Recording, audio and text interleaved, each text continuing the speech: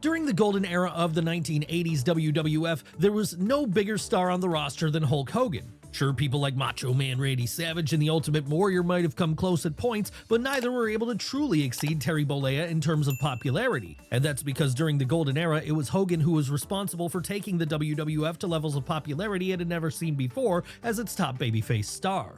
So big of a star was he during his time, in fact, he was rarely seen without the WWF Championship around his waist. That said, this also led to fans eventually tiring of his act by the time the early 90s came around.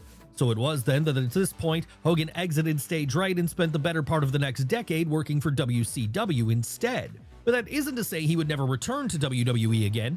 No, in 2002, right at the point the Ruthless Aggression era was kicking off, he would make a comeback, though this time as a heel.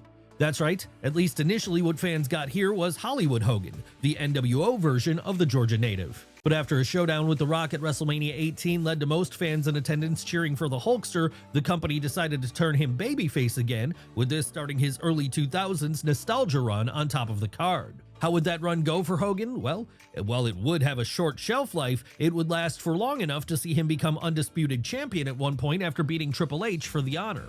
And it also saw him get to go one-on-one with Vince McMahon at WrestleMania 19. Hell, it even gave him a chance to have matches against the likes of Kurt Angle, Brock Lesnar, and Randy Orton, something no one could have expected was ever going to happen only a couple of years prior.